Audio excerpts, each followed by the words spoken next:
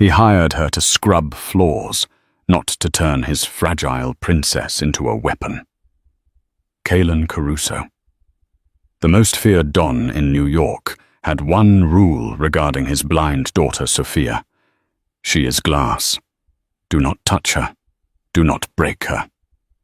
The world saw a ruthless killer, but at home he was a terrified father trying to shield his child from his own bloody legacy. So the moment he walked into the nursery and saw the new maid Rachel pinning his daughter against the wall with a blade in her hand, Caelan didn't ask questions.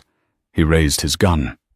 He was ready to paint the walls red, but he didn't know that the blade wasn't a threat. It was a lesson, and the truth behind why the maid was teaching a blind girl to kill. It would bring the great mafia boss to his knees. The rain in Chicago didn't wash away the sins of the city. It just made the pavement slicker for the bodies to slide. Caelan Caruso stood by the floor-to-ceiling window of his penthouse office, the glass reflecting a man who looked like he was carved out of granite. At 34, he was the head of the Caruso crime syndicate. He wore bespoke Italian suits that cost more than most people's cars, specifically tailored to hide the shoulder holster housing his custom .45. "The nanny quit, boss," his consigliere Giovanni said from the doorway. He sounded tired. "That's the third one this month." Caelan didn't turn around. "Let me guess, Sophia threw a fit?" No. Sophia just sat there, staring at nothing. The nanny said, "She said the house feels like a tomb. She couldn't handle the silence."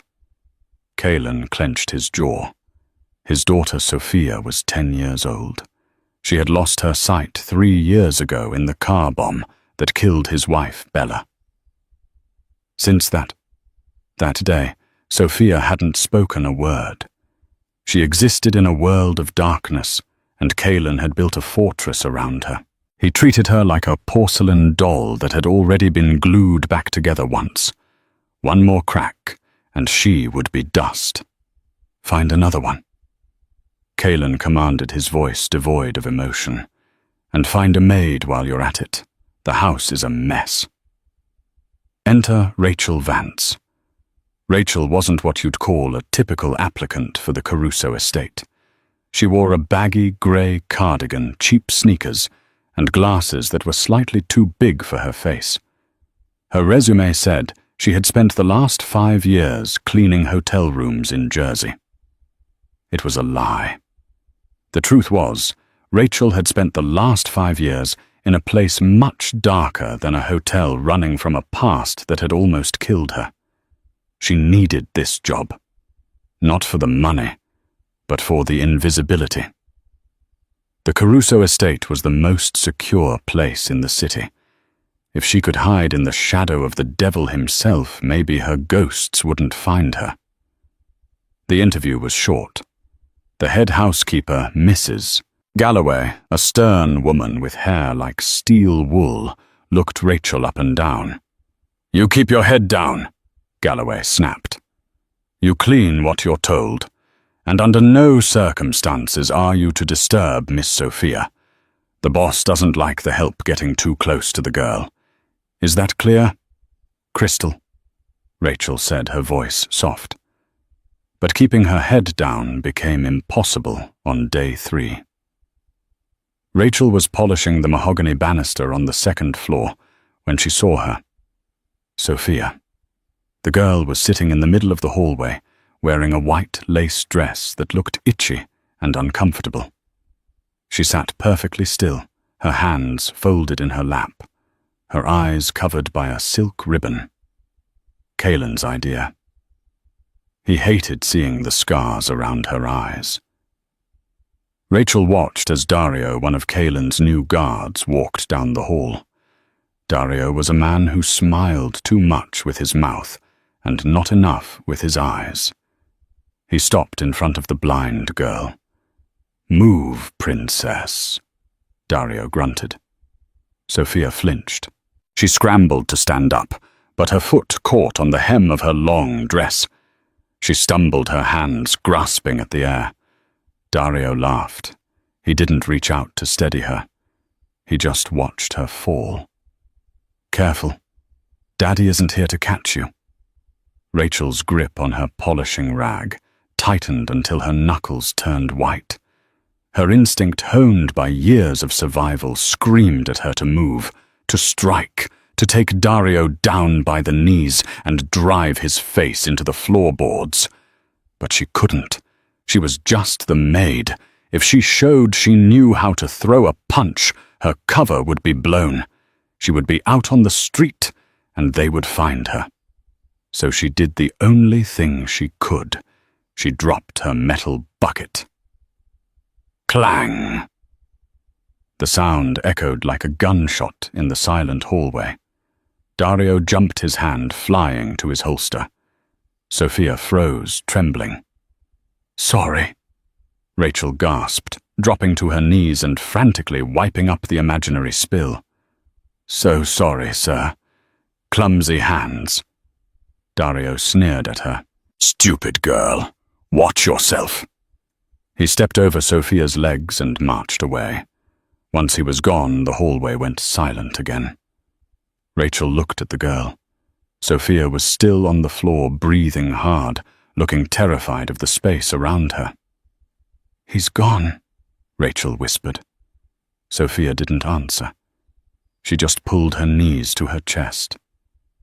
"You know," Rachel said, keeping her voice low as she pretended to scrub the floor near the girl. "My father used to say that just because the lights are out doesn't mean the monsters disappear. It just means you have to learn to see them differently." For the first time in 3 years, Sophia Caruso moved towards a person instead of away. She tilted her head, her ear facing Rachel. "How?" The word was a rusty whisper. Rachel looked up at the security camera, blinking in the corner of the ceiling. She knew Kaylin watched everything. She knew the rules. Do not touch the glass. "I can't tell you," Rachel whispered back. "But if you meet me in the library during my break, I can show you." That night, Kaylin returned home late. His suit was stained with expensive scotch and the scent of gunpowder. He checked the monitors in his study.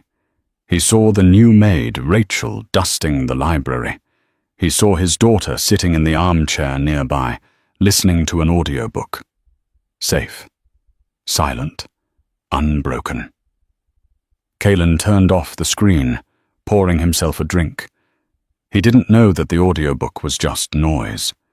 He didn't know that under the cover of the rhythmic reading voice, the maid was whispering instructions on how to identify a man by the sound of his footsteps. Kaylin thought he had hired a cleaner. He didn't realize he had just let a wolf into the sheep pen, and the wolf was teaching the lamb how to bite. The training started small. It had to. Sophia had 0 muscle mass. She was thin, pale, and moved with the hesitation of someone who expected the floor to disappear beneath her at any moment. It had been 2 weeks since the incident in the hallway. Rachel had established a routine. She would clean the East Wing, where the nursery and library were, between 2:00 p.m. and 4:00 p.m. That was when Mrs. Galloway took her nap, and the guards rotated shifts. The library became their dojo. "Stand up," Rachel commanded softly. Sophia stood. She was wearing a dress again. Kaylin insisted on them. Dresses for a princess. Rachel hated them. They restricted movement. "I'm going to walk around you," Rachel said, kicking off her sneakers to move in her socks.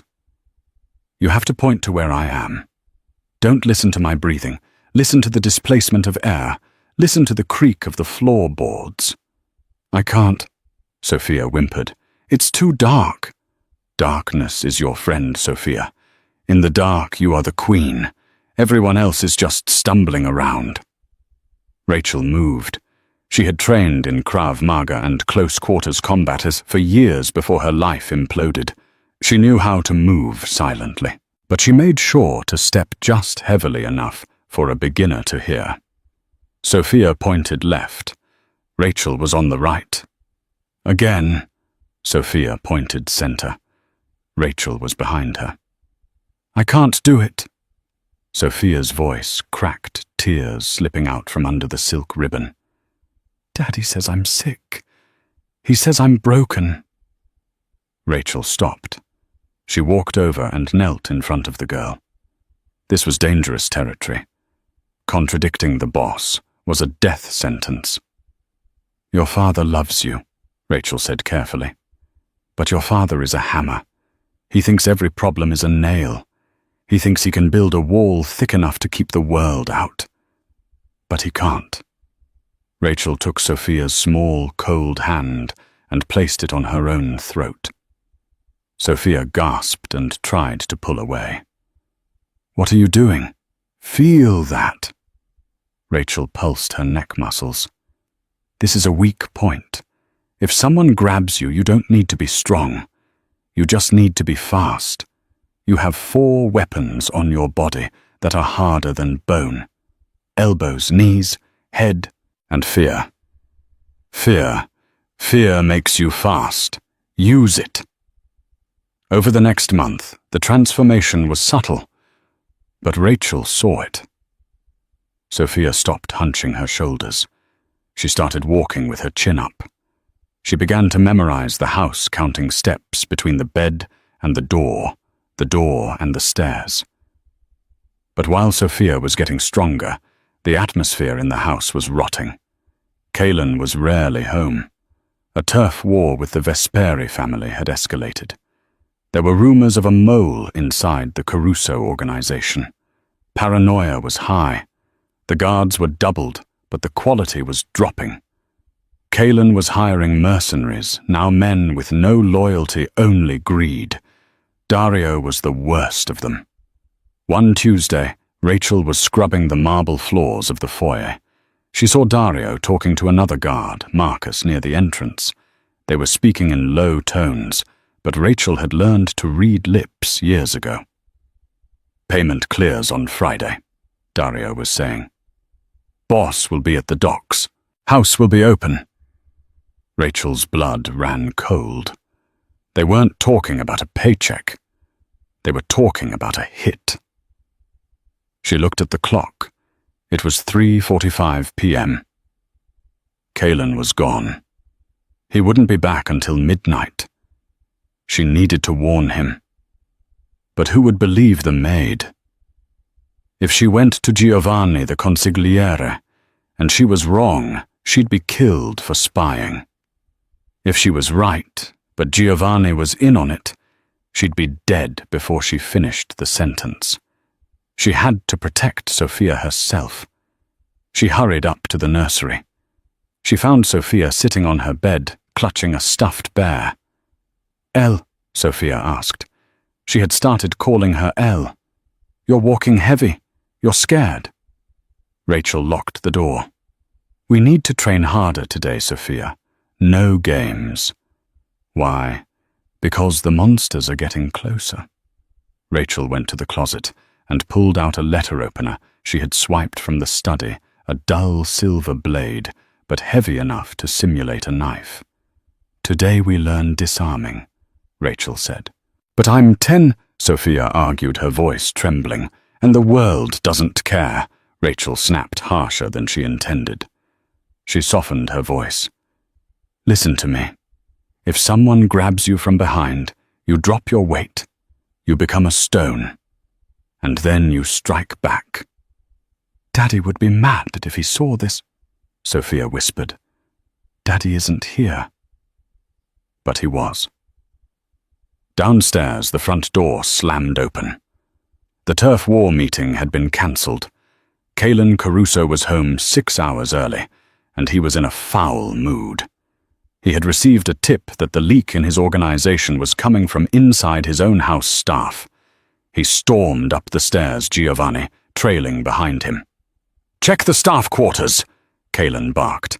"Turn every room upside down. If I find a wire, I kill everyone." Kalen headed straight for the one place that gave him peace, his daughter's room. He needed to see her. He needed to remind himself why he did the terrible things he did. He reached the nursery door. It was locked. Kalen frowned. The nursery was never locked. Sophia? No answer. But he heard sounds. Scuffling, heavy breathing, a dull thud. Panic, cold and sharp, pierced his chest. He didn't wait for a key. He stepped back and kicked the door right below the lock. The wood splintered and the door flew open. The scene before him froze his heart. The room was dimly lit. In the center, his daughter was pinned against the wall. The maid Rachel had her forearm pressed against Sophia's throat. In Rachel's other hand, raised high, was a silver blade glinting in the light of the hallway. Sophia was crying out, struggling.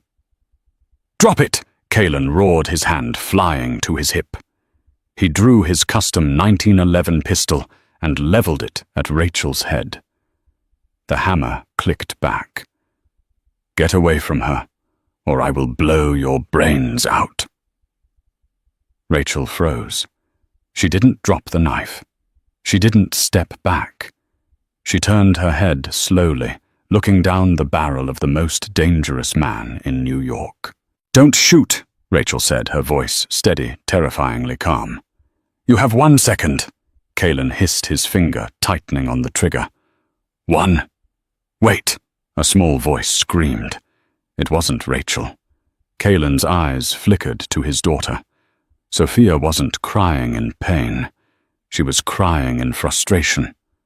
"I missed," Sophia yelled, stomping her foot. I missed the block." "Don't shoot her, Daddy. I missed the block." Kalen blinked. The adrenaline was still pumping, making his hands shake, but the words slowly filtered through. "Block." Rachel slowly lowered the letter opener. She stepped back, hands raised, palms open. "Check the grip, Mr. Caruso," she said softly. "Look at her hands." Kalen lowered the gun an inch. He looked at his blind daughter. Sophia wasn't cowering. She was standing in a defensive stance, her knees bent. Her hands raised in a perfect Krav Maga guard position, protecting her face and throat. "What?" Kalen breathed out, the anger replaced by a confusion that was almost dizzying. "What is this? I'm teaching her how to survive you," Rachel said. The silence that followed was heavy enough to crush bones. Kalen looked from the maid, a woman he had dismissed as a nobody, to his daughter, who looked fiercer than he had ever seen her. "Survive me." Kalen stepped into the room, holstering his gun, but keeping his hand near it. His eyes were dark voids. "You think I am the threat?" "I think you are a man with many enemies, Mr. Caruso," Rachel said, standing her ground. "And you have left the door to the sheep pen open. Someone had to teach her how to bite." Kalen walked up to Rachel. He towered over her, radiating heat and violence. "You were hired to clean, not to play soldier." "I'm not playing," Rachel whispered, looking him dead in the eye. "And neither is Dario." Kalen stiffened at the name. "What did you say?" "Dario," Rachel repeated. "And Marcus. They're selling you out. Friday, at the docks. But they aren't waiting until Friday to take the house." Kalen stared at her. "How do you know this?" "Because," Rachel said, "before I was a maid, I hunted men like them." The silence in the nursery was shattered, not by a scream, but by the heavy, ominous click of Kalen holstering his weapon. He didn't look at Rachel. He looked at his daughter, who was still breathing hard, her small chest rising and falling in a rhythm that matched the woman standing beside her. "Giovanni," Kalen said, his voice terrifyingly quiet. The consigliere appeared in the doorway, his face pale. He had seen the gun drawn. He had expected a body. "Boss, take Sophia to the safe room. Lock it from the inside. Do not open it for anyone but me, not even for yourself." "Daddy." Sophia's voice trembled, the adrenaline fading, leaving behind the fear of a 10-year-old child. "Are you going to hurt Elle?" Kalen looked at the maid. His eyes were searching her face, looking for a crack in the porcelain, a tremor in her hands. He found nothing. She stood with the stillness of a statue in a graveyard. "No, tesoro," Kalen lied smoothly. "Rachel and I are just going to have a chat about her employment history." Giovanni gently took Sophia's hand. As they left, Rachel didn't move.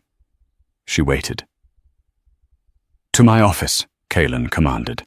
"Walk in front of me. If your hands move below your waist, I will shoot you in the spine." "Understood," Rachel said. The walk to the office felt like a funeral procession. The hallway seemed longer than usual, the shadows deeper. When they entered the office, the heavy oak door thudded shut, sealing them in a soundproof box of leather and expensive whiskey. Kalen didn't sit behind his desk. He leaned against it, crossing his arms. He looked like a king, deciding whether to execute a peasant. "Who are you?" he asked. "And don't tell me you're a maid from Jersey. Maids don't know how to disarm a knife. Maids don't know how to check for blind spots in a nursery." Rachel adjusted her glasses. For a moment she looked like the tired woman who scrubbed toilets. Then she reached up and took the glasses off. She folded them and placed them on a side table. Her eyes changed. Without the frames, she didn't look soft. She looked sharp, predatory. "My name is Rachel Vance," she said. "But 5 years ago, in a file that no longer exists at the CIA, I was listed as Asset 404. They called me the Chimera." Kalen didn't blink, but the air in the room shifted. He knew the name. Everyone in the underworld knew the myths of the Chimera, a wet work specialist used for jobs that governments couldn't officially sanction. "The Chimera died in a safe-house explosion in Beirut," Kalen said slowly. "I staged it," Rachel replied. "I was tired, Mr. Caruso. I was tired of killing for men who didn't care about the collateral damage. I wanted out. I wanted to disappear. So I became a ghost. I became a maid." Kalen laughed, a dry, humorless sound. "And you chose my house to hide in the house of the biggest crime lord in Chicago." "The safest place to hide is in the lion's den," Rachel countered. "Nobody looks for a dead CIA assassin scrubbing the floors of the Caruso estate. It was perfect, until I saw how your men treated your daughter." Kalen's face darkened. He pushed off the desk and stalked toward her. He stopped inches from her face. She smelled of lemon polish and fearlessness. "You think you can judge me?" he hissed. "I protect her." "You suffocate her," Rachel whispered, not backing down. "You treat her like she's already dead. I treated her like she's alive. And because I did, I heard what you missed." Kalen stared at her for a long, agonizing minute. He was reading her micro-expressions, looking for deceit. He saw only a fierce, burning protectiveness that mirrored his own. He turned his back on her, a test of trust, and poured 2 glasses of scotch. He handed one to her. "Tell me about Dario," he said. Rachel took the glass but didn't drink. "He's gambling heavy. He owes 50 grand to the Vesperi family. They bought his debt 2 weeks ago. In exchange, he gives them access. And Marcus? Marcus follows Dario. He's weak. He'll do whatever Dario says." Kalen took a sip, the amber liquid burning his throat. "You said the attack is Friday." "That's what they said. But criminals get nervous. If they think you're onto them, they'll move the timeline up." "What do you suggest?" Kalen asked. It was a surreal moment, the Don asking the maid for tactical advice. "Don't fire them," Rachel said. If you fire them, the Vesperi family knows the jig is up, and they'll strike the house with heavy artillery. Keep them close. Let them think they're safe, and tonight, you let me stand guard inside the house. Not as a maid, as what I am." Kaelin looked at her hands, hands that had scrubbed his floors and taught his daughter to kill. "You're hired," Kaelin said. "But Rachel—" "Yes, boss. If anything happens to Sophia, I won't need a gun to kill you. I'll do it with my bare hands." Rachel took a sip of the scotch. "If anything happens to Sophia, Mr. Caruso, I'll be dead long before you get to me." The atmosphere in the dining room that evening was thick enough to choke on. The chandelier crystals tinkled softly from the draft of the air conditioning, casting fractured rainbows across the table. It was 7:00 p.m. Outside, a thunderstorm was rolling in off Lake Michigan. Lightning flashed, illuminating the long, polished table in harsh bursts of white light. Kaelin sat at the head of the table. Sophia sat to his right. Rachel was back in her uniform, standing by the sideboard, with a pitcher of water playing the part of the invisible servant. But her eyes were constantly scanning the room, the windows, the shadows, the wood. Dario stood by the double doors, his arms crossed. He looked bored. But Rachel noticed the sweat on his brow. She noticed how his hand kept drifting to his earpiece. "Eat, Sophia," Kaelin said gently. Sophia picked up her fork. She looked small in the massive chair. "I'm not hungry, Daddy." "You need your strength," Kaelin said. He cut a piece of steak on his own plate, the knife screeching against the china. The sound made Dario flinch. He's nervous, Rachel thought. Something is wrong. It's too quiet. "Daddy," Sophia asked, her head tilting to the side. "Why is the house humming?" Kaelin paused his fork halfway to his mouth. "Humming." "It's just the storm, baby." "No," Sophia insisted. She closed her sightless eyes, focusing. "It's a low hum, like the generator is trying to turn on, but the power is still on." Rachel's head snapped up. She looked at the chandelier. The bulbs were flickering, barely noticeable, but it was there. A power surge. "They're hacking the security grid," Rachel realized. "They aren't cutting the power. They're looping the feed." She caught Kaelin's eye. She tapped her wrist twice, a signal they had agreed upon in the office. "Time is up." Kaelin wiped his mouth with a napkin and stood up slowly. "Dario." "Yeah, boss." Dario straightened up, trying to look casual. "Go check the circuit breakers in the basement. Sophia says the lights are humming. Her ears are better than ours." Dario hesitated. A flicker of panic crossed his face. If he went to the basement, he'd be away from his post when the hit team arrived. "It's probably just the thunder, boss. I shouldn't leave the room." "I didn't ask for your opinion," Kaelin said, his voice dropping an octave. "I gave you an order." Dario's hand twitched near his gun. The air in the room suddenly became electric. The pretense was dissolving. Dario knew that Kaelin knew. "I can't do that, Kaelin," Dario said, dropping the boss. Kaelin smiled a cold, shark-like grin. "And why is that?" "Because," Dario said, drawing his weapon, "my shift is over." Click. The lights went out. Total darkness engulfed the room. The thunder crashed outside, shaking the windows. In that split second of chaos, 3 things happened at once. First, the sound of glass shattering. Sophia had thrown her water goblet, not at random, but directly at the sound of Dario's voice. Second, the muzzle flare of a gun. Dario fired blindly into the dark. The bullet struck the heavy oak chair where Kaelin had been sitting a second ago, sending splinters flying. Third, Rachel moved. She didn't need to see. She had memorized the room. 7 steps to the table. 3 steps to the girl. Down, Rachel screamed, diving through the dark. She tackled Sophia out of her chair just as a second bullet tore through the upholstery. They hit the expensive Persian rug hard. Rachel covered Sophia's body with her own, shielding her. "Daddy," Sophia screamed. "Stay down!" Kalen's voice roared from the other side of the room.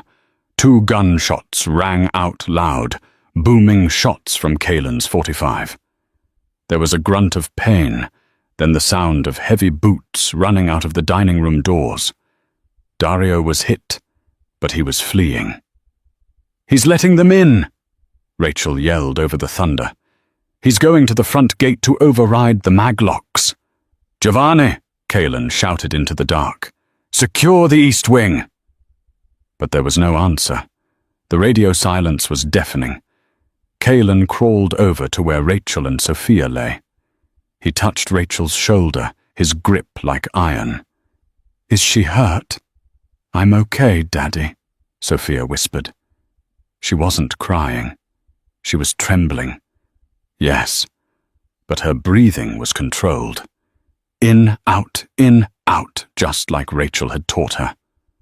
"The backup generator will kick in any second," Kalen said. "No," Rachel said, pulling Sophia up to a crouch. "They disabled it.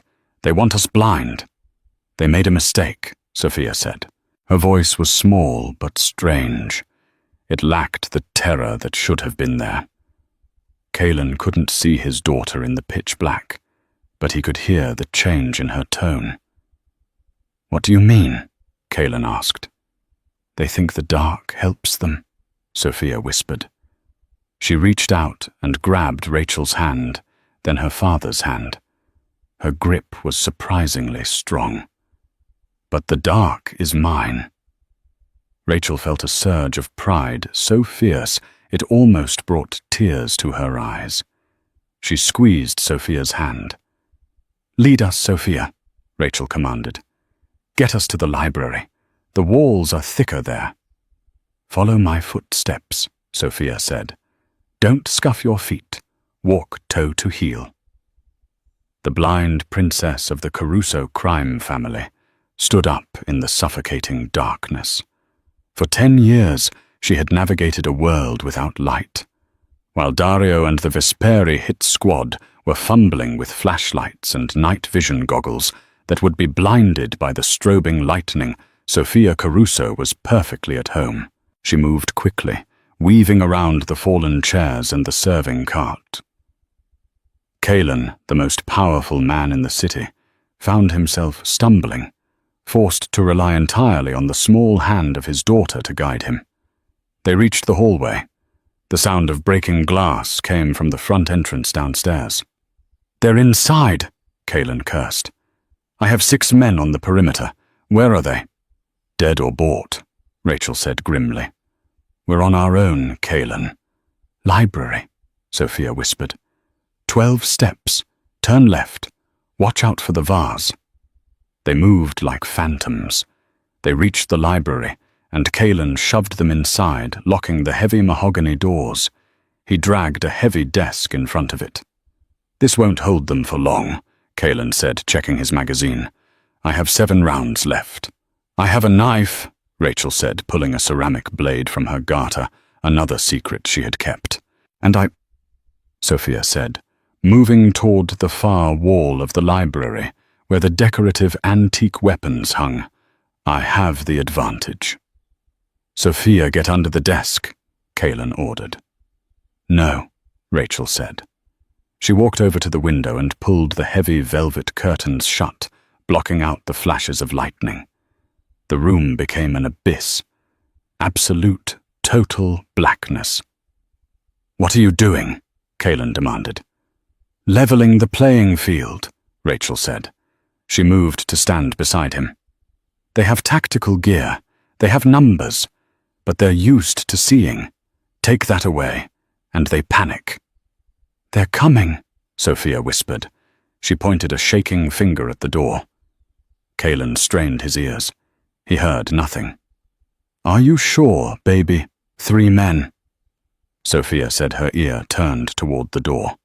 "Heavy boots, One is dragging his leg, that's Dario. The other two are breathing hard. They're at the door. Kalen raised his gun. He aimed where the door should be. He realized then that for the first time in his life, he wasn't the protector. He was the weapon. His daughter was the radar, and the maid was the trigger. The doorknob rattled. Then a voice shouted from the other side. "Kalen! Come out, you son of a butch! We have the gas. We'll burn you out." "Gas," Rachel whispered. "They're going to poke us out." "We can't stay here," Kalen said. "We go up," Rachel said. "To the roof." "No," Sophia cut in. "The laundry chute." Kalen paused. "The laundry chute. It's too small for me." "Not the chute," Sophia said. "The service crawl space behind it. I found it when I was playing hide and seek." "You play hide and seek?" Kalen asked, shocked. "I play with Elle," Sophia said. "Come on, I can hear them setting the charges on the door." Kalen felt a wave of shame wash over him. He didn't know his own house. He didn't know his own daughter. Boom! The library door blew inward, sending wood shards flying. Smoke billowed in. "Go!" Kalen screamed, firing 2 shots into the smoke to cover their retreat. They scrambled into the service closet. Sophia popped a hidden panel open, something Rachel must have shown her. They squeezed into the narrow space between the walls, just as flashlights swept the library. "Clear!" a voice shouted. "They're gone! Find them!" Dario's voice screamed, sounding wet and gurgled. "Find the girl, kill the maid, but keep the girl. The Vesperi want the girl." In the darkness of the walls, huddled together in the dust and insulation, Kalen Caruso wrapped his arms around his daughter and the woman who had saved them. "You were right," Kalen whispered to Rachel, his lips brushing her ear in the tight space. "About what?" "I built a cage," he murmured. "But you gave her the key." "We're not out yet," Rachel replied. "Now comes the hard part. We have to hunt." The space between the walls smelled of old wood dry rot and the metallic tang of copper piping. It was a suffocatingly narrow channel, barely 2 feet wide, running like a forgotten artery through the heart of the mansion.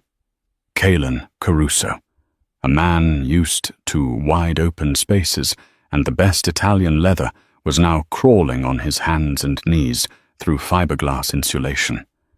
His suit was ruined. His knees were bleeding. But his grip on his daughter's ankle, who was crawling ahead of him, was unbreakable. "Stop," Sophia whispered. The command was barely a breath, but Kalen and Rachel froze instantly. They were positioned behind the air vent that looked out into the main kitchen. Through the metal slats, the beam of a tactical flashlight sliced through the dusty air. "Check the pantry," a voice growled. It was Marcus. "Dario says they didn't leave the house. The perimeter is sealed." Rachel squeezed past Kalen, her body pressed tight against his in the cramped space. The intimacy of the moment was jarring, the heat of her body, the scent of her sweat mixed with the dust. She peered through the slats. 2 tangos, Rachel whispered into Kalen's ear.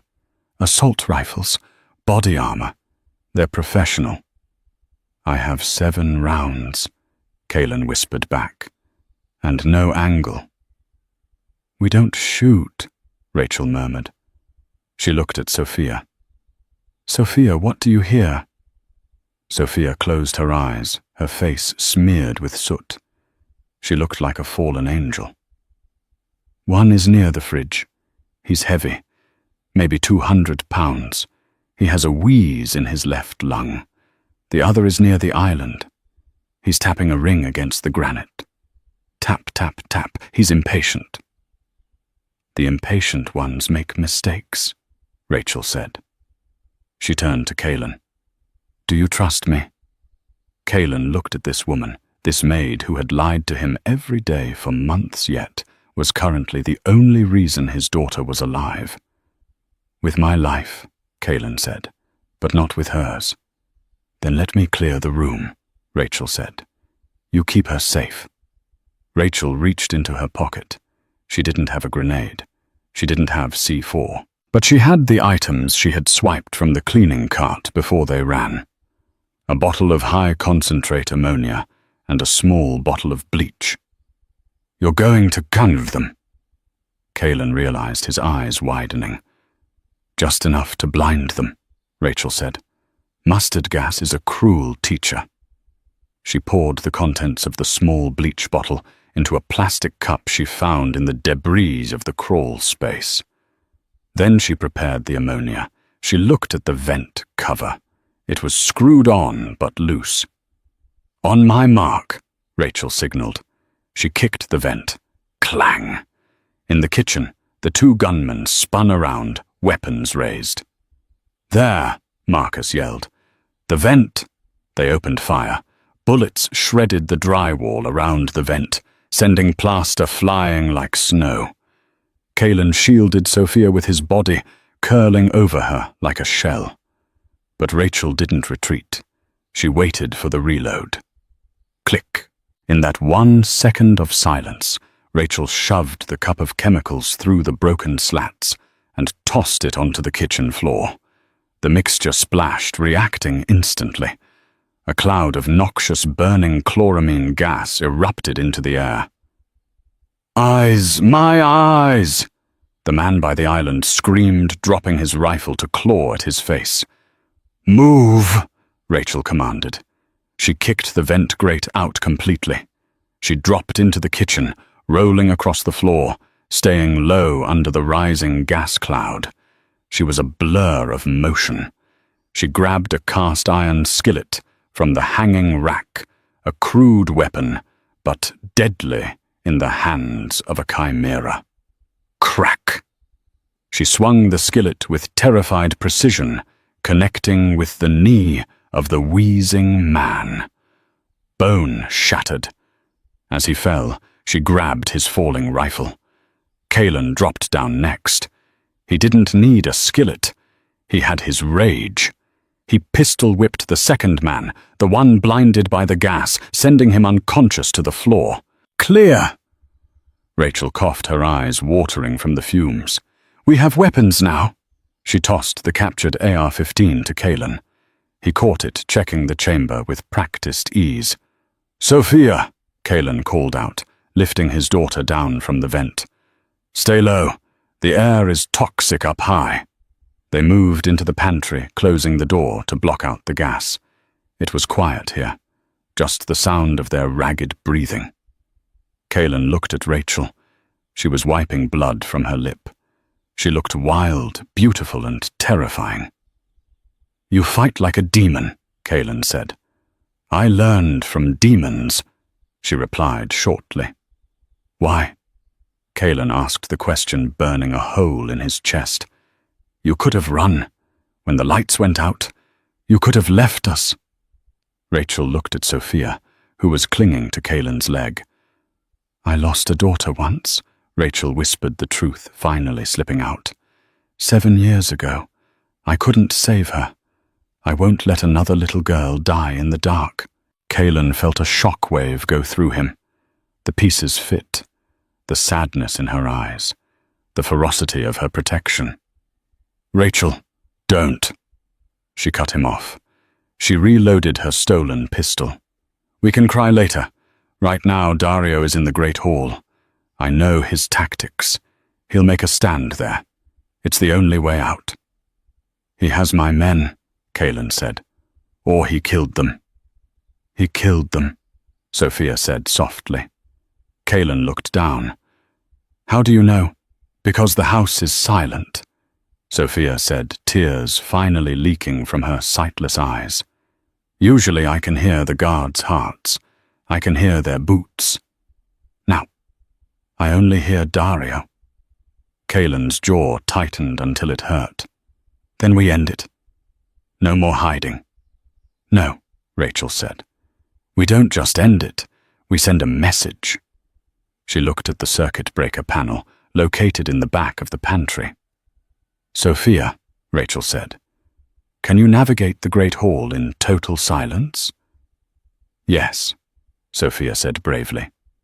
"Good," Rachel said, reaching for the main breaker, "because we are going to turn this house into a graveyard."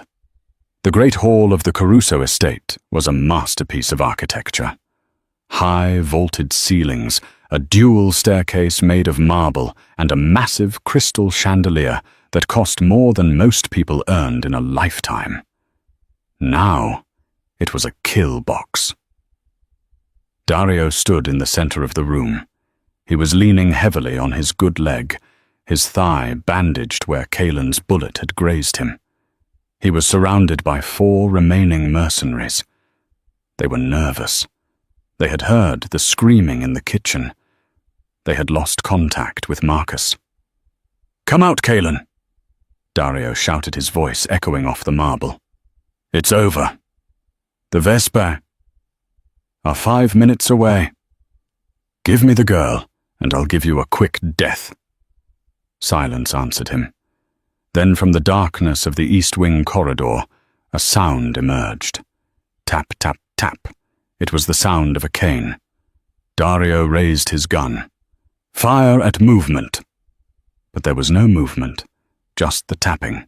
It seemed to come from everywhere and nowhere. "It's a trick," one of the mercenaries hissed. "Hold your fire," Dario ordered. He wiped sweat from his eyes.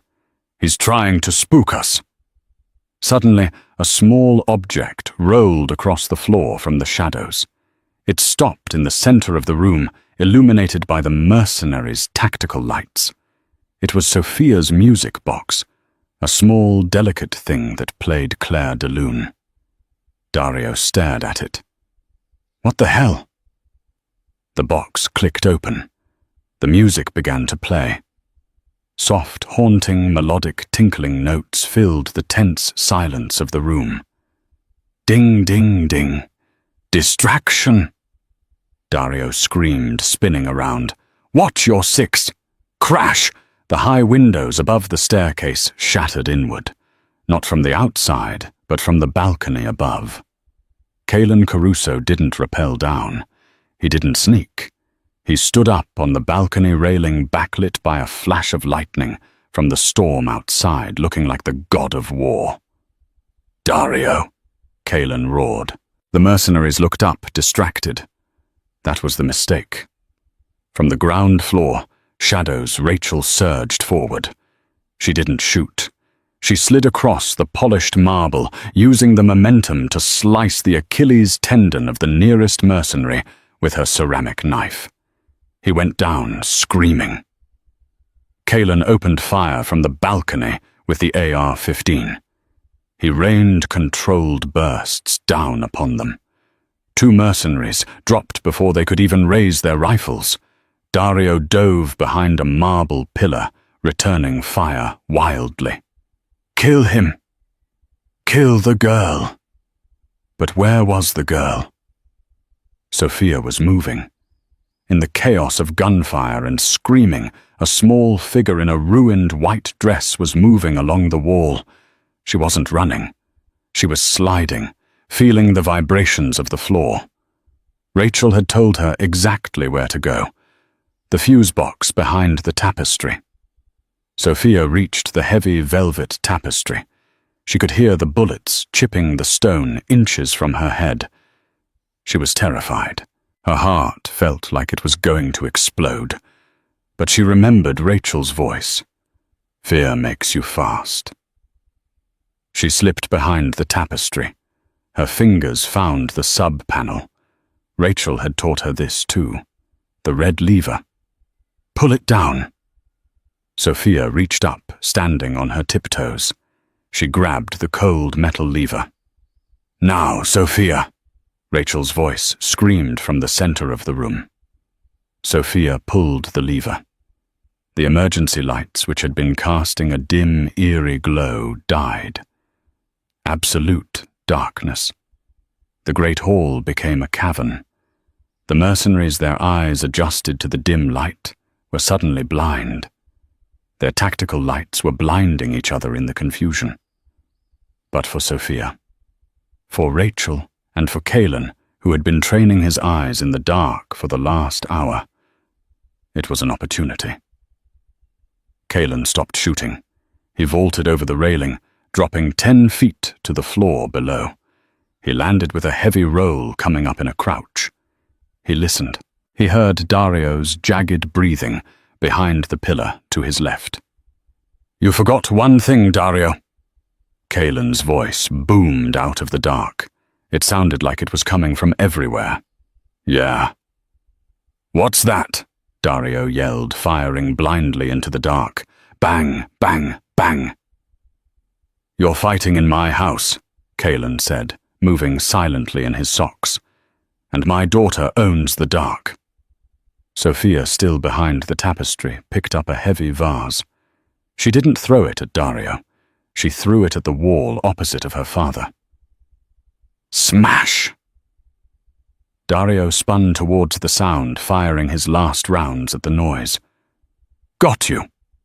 He clicked empty. Kalen stepped out from the shadows right behind Dario. He pressed the cold barrel of the AR-15 against the back of Dario's head. "Game over," Kalen whispered. Dario froze. He dropped his empty gun. The silence that followed was heavy, filled only by the soft dying notes of the music box on the floor. "Kalen," Dario stammered, his voice cracking. "Wait. The Vesper, Harry, they forced me. They threatened my family." "I don't care," Kalen said. "You touched my family." "I can help you," Dario begged, sinking to his knees. "I know their operations. I can be a mole." Kalen looked at Rachel. She had dispatched the last mercenary and was standing over him, chest heaving. She looked at Kalen and gave a small, grim nod. Then Kalen looked toward the tapestry. "Sophia, come out," Kalen said softly. Sophia stepped out. She looked small, fragile, and utterly unbroken. She walked toward her father's voice, navigating the bodies on the floor without tripping. She stopped beside him. "Daddy," she whispered. "Close your ears, Tesoro." Kalen said, his hand gently covering her head, pressing her face into his side.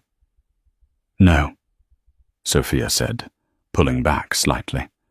Her blind eyes were turned toward where Dario knelt. "He called me broken daddy. He said I was useless." Dario looked up at the blind girl, a flicker of true fear in his eyes for the first time.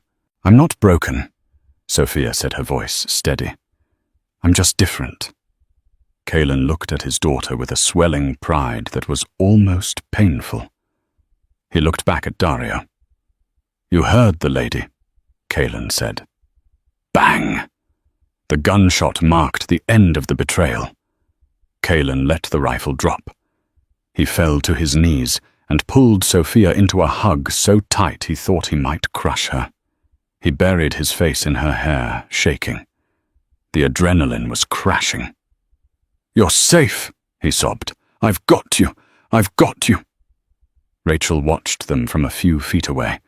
She leaned against a pillar, her adrenaline fading, replaced by a searing in her side, where she had been grazed by a bullet, something she hadn't mentioned. She slid down the pillar to the floor, clutching her side. Her job was done. The asset was safe. "Rachel." Sophia pulled away from her father. "Where is Rachel? I can smell blood." Kalen's head snapped up. He saw the dark stain spreading on Rachel's uniform. "Rachel," he scrambled over to her. His hands that had just taken a life, now desperately trying to save one. He pressed his hands against her wound. "Don't you die on me," Kalen commanded, his voice panicking. "That is an order. Do you hear me? You don't get to die." Rachel smiled weakly. Her glasses were gone. Her hair was a mess, and she was bleeding out on the expensive marble. I think I'm fired, boss," she wheezed. "I broke the vase." "I'll buy you 1,000 vases," Kalen swore, lifting her into his arms. "Giovanni, get the car. Get the medic now." The doors burst open. Not the Vesperi, but Giovanni and the loyal reinforcements finally breaking through the perimeter. As Kalen carried the bleeding maid out of the ruined hall with his blind daughter holding onto his coat, he knew one thing for certain. The Caruso family had changed tonight. The walls he had built were gone. But in their place, he had found something much stronger. He had found a pack. It took 3 weeks for the doctors to clear Rachel for light duty, though Kalen had forbidden her from lifting a finger. The maid uniform was gone, replaced by comfortable clothes that fit her properly, purchased by Giovanni on Kalen's specific orders. The Caruso estate had changed. The broken windows were replaced with reinforced bulletproof glass. The security team had been purged and rebuilt from the ground up, with every new hire personally vetted by both Giovanni and, surprisingly, Rachel. On a crisp autumn morning, Kalen sat on the terrace overlooking the garden. He watched as Sophia ran across the grass. She wasn't stumbling. She was running with a tether holding onto a guide wire that had been installed along the garden path, laughing as the wind hit her face. "She looks happy," a voice said behind him. Kalen didn't jump. He turned to see Rachel standing there, leaning slightly on a cane, though her strength was returning daily. She wore a simple black turtleneck and jeans, looking less like a servant and more like the partner she had become. "She is happy," Kalen said, standing up to pull out a chair for her, "because she isn't afraid anymore." Rachel sat down with a wince, but her smile was genuine. "And are you afraid?" "Every day," Kalen admitted, pouring her a cup of coffee. "I'm afraid the Vesperi family will try again. I'm afraid the past will come back for you." "The Vesperi are gone, Kalen," Rachel said quietly. "You made sure of that." It was true. In the days following the attack, while Rachel lay in the hospital wing of the house Kalen had gone to war, he didn't send men. He went himself. He dismantled the Vesperi operation piece by piece, leaving a clear message to the underworld. The Caruso family is off limits, all of them. "And as for my past," Rachel continued, taking the coffee, "let them come. They'll have to get through you." Kalen looked at her. Really looked at her. The lines of worry that had etched his face for 3 years seemed to have softened. "You're not the maid anymore, Rachel. You know that, right?" "I know," she teased. "The pay was terrible anyway." Kalen chuckled, a sound that felt foreign in his chest. "I need a head of security. Someone who can train my men. Someone who can train her." He gestured to Sophia, who had stopped running and was now practicing her kata in the grass, slow, deliberate movements of defense. "She's a quick learner," Rachel said proudly.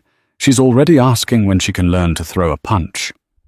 "One day," Kalen sighed, "but for now I just want her to be a child. She can be both, Kalen. She can be a child, and she can be a survivor." Sophia stopped her practice. She tilted her head, her ears catching the sound of their voices on the wind. She let go of the guide wire and walked across the grass toward the terrace, counting her steps perfectly. "Daddy L," she called out. "We're here, Tesoro," Kalen said. Sophia climbed the steps and found her way to them. She didn't sit. She stood between them, holding one of Kalen's hands and one of Rachel's. "Are we safe now?" Sophia asked. Kalen looked at Rachel, the ex-assassin and the mafia don. 2 people with blood on their hands, united by the love of a little blind girl who saw more than both of them combined. "Yes," Kaelin promised, squeezing her hand.